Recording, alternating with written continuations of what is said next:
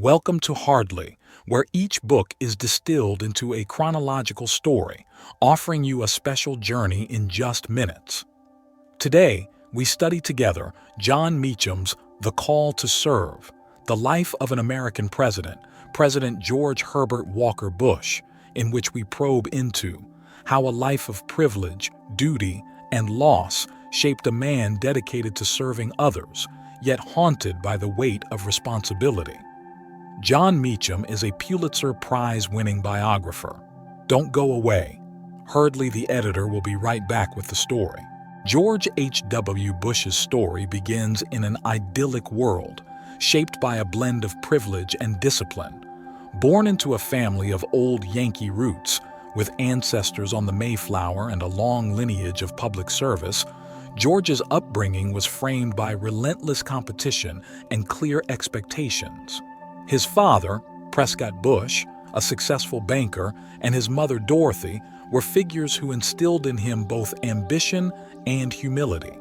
Bush's early years at Greenwich Country Day School and Phillips Academy, Andover, were filled with lessons in teamwork and leadership.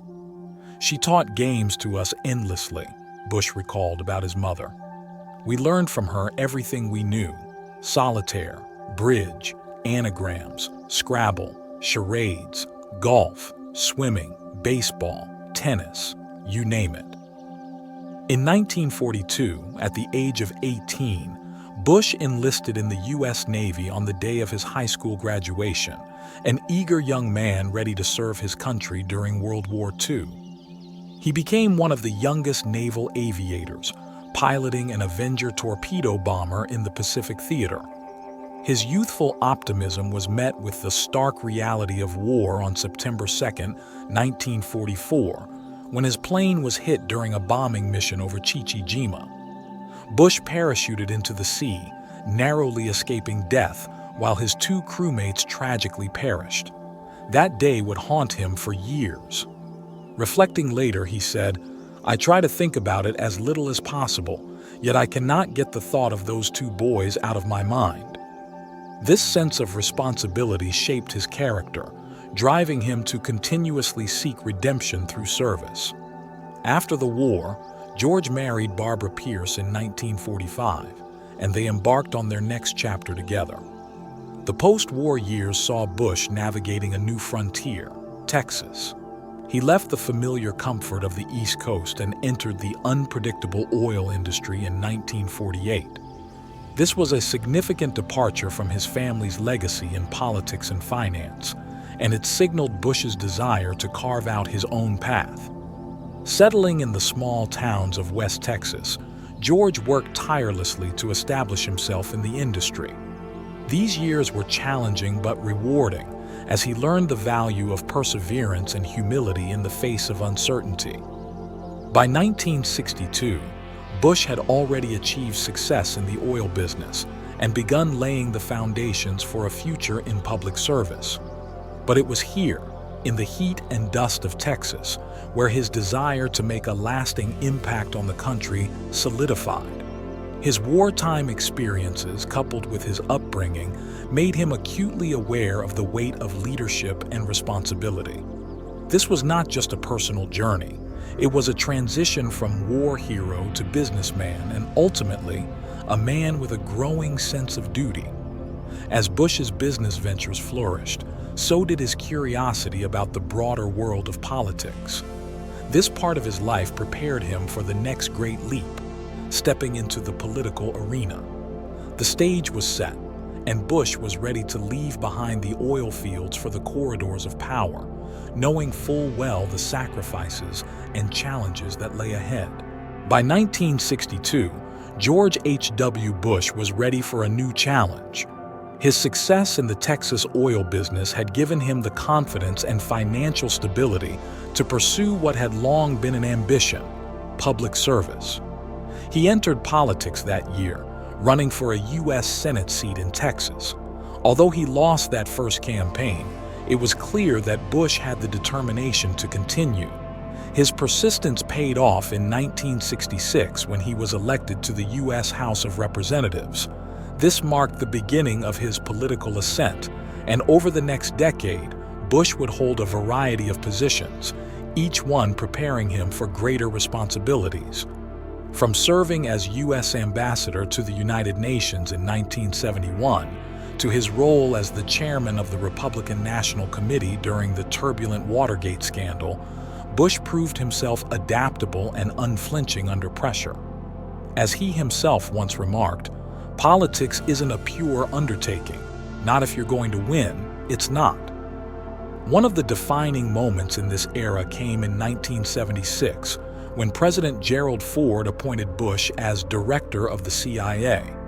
It was a daunting role, coming at a time when the agency was under intense public scrutiny.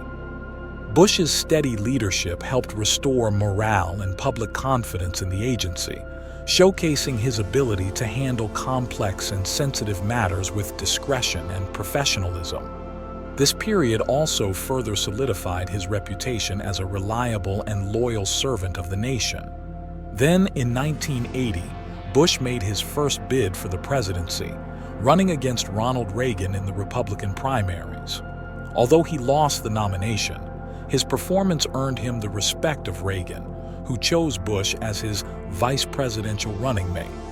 Serving as vice president from 1981 to 1989, Bush became an integral part of Reagan's administration, navigating both domestic and foreign policy issues. He was a strong advocate for Reagan's economic policies, which emphasized tax cuts and deregulation, and he also played a key role in managing the administration's diplomatic relations during the final years of the Cold War.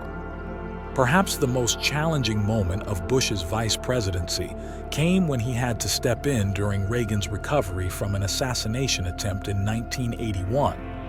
It was a brief but critical reminder of the gravity of leadership, and Bush handled it with grace, ensuring the country remained stable during the president's absence. His loyalty to Reagan, combined with his calm and measured approach to governance, made him an indispensable figure in the administration.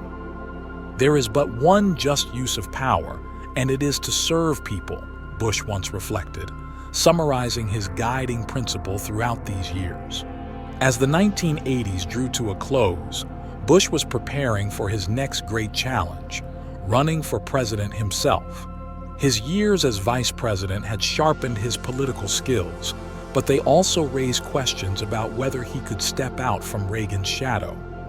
The stage was set for him to take the lead, but the next phase of his journey would test everything he had learned during his years in Washington. And so, with the 1988 election on the horizon, Bush was ready to make his own mark as a leader in his own right, poised to step into the highest office in the land. The years ahead would define not just his legacy, but the direction of the nation. In 1989, George H.W. Bush stepped into the Oval Office with a quiet confidence, ready to take on what he called the biggest job in the world. He entered the presidency at a time of global upheaval and transformation, most notably the end of the Cold War.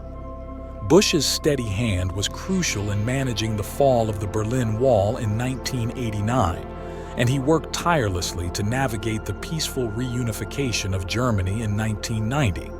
His diplomatic skills were tested again when Iraq invaded Kuwait in August 1990, leading to the Gulf War. "This will not stand," Bush declared, and with a coalition of nations behind him, the United States swiftly launched Operation Desert Storm in January 1991, successfully liberating Kuwait. The Gulf War was one of the defining moments of his presidency, showcasing Bush's ability to build international alliances and take decisive action. Domestically, however, Bush faced significant challenges. The early 1990s recession and the infamous reversal on his 1988 campaign pledge, "Read my lips, no new taxes," damaged his reputation with many voters. Despite the economic strain, Bush pushed forward with landmark legislation, including the Americans with Disabilities Act in 1990, which outlawed discrimination against individuals with disabilities. This achievement was a testament to his commitment to equality, but it was overshadowed by the political fallout of the recession. In 1992, Bush faced a difficult re-election campaign against Bill Clinton, ultimately losing in a three-way race that included independent candidate Ross Perot. After his presidency, Bush faded from the political spotlight but remained a respected elder statesman. His post-presidential years were spent cultivating a quieter legacy of service, notably in his humanitarian work. In 2005, he teamed up with Bill Clinton to raise funds for victims of the Indian Ocean tsunami and later Hurricane Katrina. His collaboration with Clinton, a man who had once defeated him, reflected Bush's belief in the power of unity and bipartisanship. He remained active in public life, even skydiving on his 90th birthday in 2014, continuing to embody the adventurous spirit that had driven him in his youth. As his twilight years approached, Bush's focus turned inward, reflecting on his life, family, and the enduring impact of his choices. The passing of his beloved wife Barbara in 2018 marked a poignant moment for the Bush family, and later that year, on November 30th, 2018, George H.W. Bush passed away at the age of 94. He was laid to rest in Texas beside Barbara and their daughter Robin, who had passed away as a child. In the end, Bush's life was one of quiet resilience, a man who had carried the weight of the nation on his shoulders and done so with dignity and grace. The presidency was not the end of his journey. It was a chapter in a life dedicated to service, a life where personal loss and triumph were woven together with duty to others. Bush never saw power as something to wield for personal gain, but as a responsibility to improve the world around him. Use power to help people, he had once prayed, and it was a principle he lived by to the very end. What drives a man to serve others, even at great personal cost? For George H.W. Bush, it was a deep sense of responsibility instilled by family values and his wartime experience. Raised in privilege, he learned that power wasn't for self-gain but for helping others. Whether navigating the complexities of war, political defeats, or personal losses, Bush remained committed to his belief that leadership was about service. His journey reveals how privilege, shaped by hardship, can lead to a lifetime of humility and duty. As the editor of Hardly, by reflecting on the life of George H.W. Bush, we can learn that sometimes the most powerful legacy is not in the victories we claim, but in the humility and grace we leave behind in our service to others.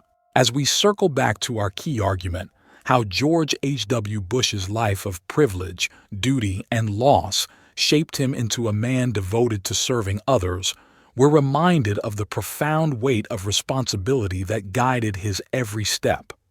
One particularly striking moment came during the final years of his presidency in 1992. Bush was facing increasing pressure due to the economic recession. In a private conversation with his advisors, he confided, "I hate to lose," but followed it with, "I'd rather lose doing what's right than win by compromising my values." This wasn't just political rhetoric. It reflected a man deeply aware that his decisions would leave lasting impacts far beyond his presidency. Even when it became clear that he would lose the election to Bill Clinton, Bush maintained his integrity, showing once again that for him, it wasn't just about winning. It was about doing what he believed was right for the country. This anecdote underscores Bush's lifelong commitment to serving with humility, even in the face of personal loss. His legacy wasn't defined by the power he held, but by how he used that power to lift others up, whether through his policies, his leadership during crises, or his humanitarian work after leaving office. Ultimately, Bush's journey offers a timeless lesson on leadership.